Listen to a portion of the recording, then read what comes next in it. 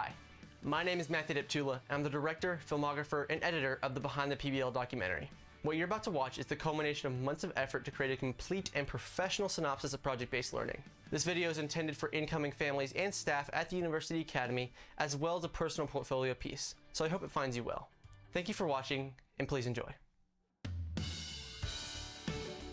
Students are given a reason for having to learn something. They have a purpose for learning that, and they're applying that knowledge. It helps give them a hands-on experience with an authentic goal. This will be something that could be used not only in grade schools, but also in colleges.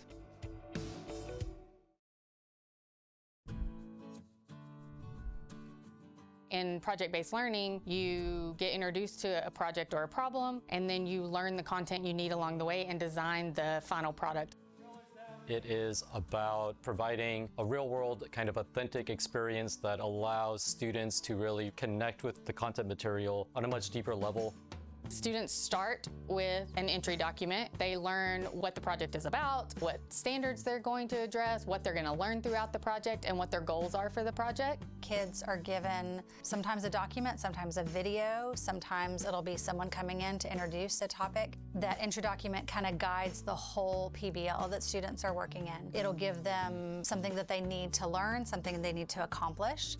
From there, you go into a no need to know. So the students take their entry document and they ask questions based on it. You write down the things you know about the project, like I need this, this, and this. And then need to knows are like, do I need this? Do I need to add this? Teachers use those need to knows to guide their instruction, to guide their lessons.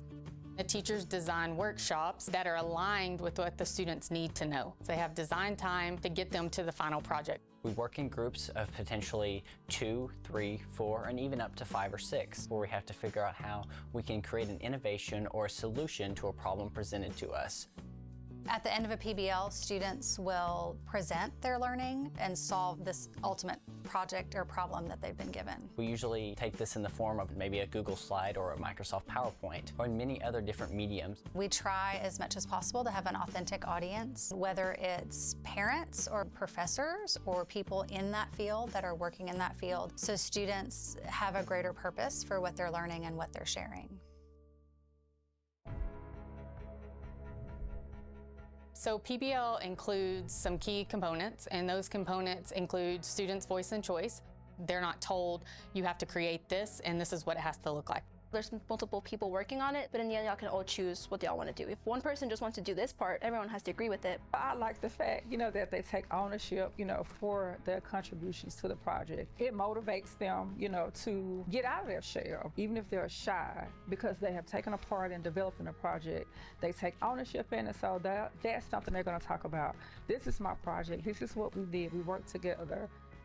When teachers are planning their PBLs, they work very hard to make it relevant and authentic to the learner. Sophia specifically, she's been given real world problems, like real things that are out there, and then she has to present it to people that know a little bit of the subject, and then she will get graded on that. I'm sure there will be a lot of presentations I will have to do, so my communication skills have been enhanced through PBLs.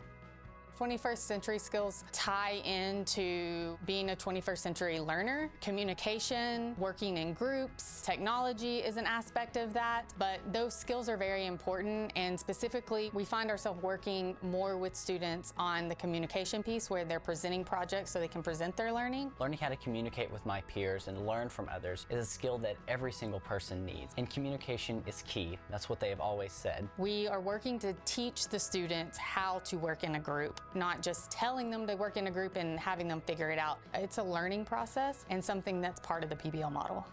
People in education will talk about the inquiry-driven process a lot, fostering a genuine interest in accomplishing the thing that they're trying to do, that they're spending their time on, is maybe the most important critical component of why PBL design works. The main component of being inquiry-based is the students are asking for or exploring content that they feel like they need or that they're interested in. When a student has a question, the teacher often responds with a question so that students are really having to think about what they're learning. The teacher is not just giving information for the student to repeat back. When we assess students, we try to do it at a higher level so that they're applying that knowledge, and that shows that mastery and that rigor of learning that you don't often find at a traditional school.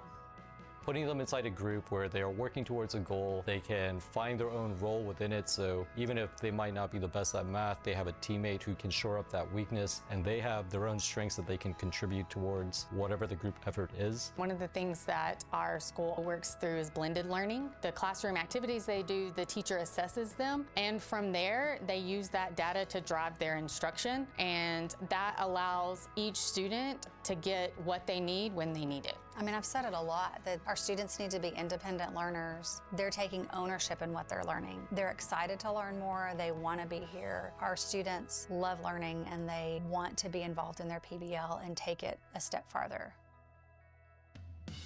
Being able to sell yourself or sell your ideas is a skill that many students may not get to experience, and it's something that's going to be expected of them when they get to college.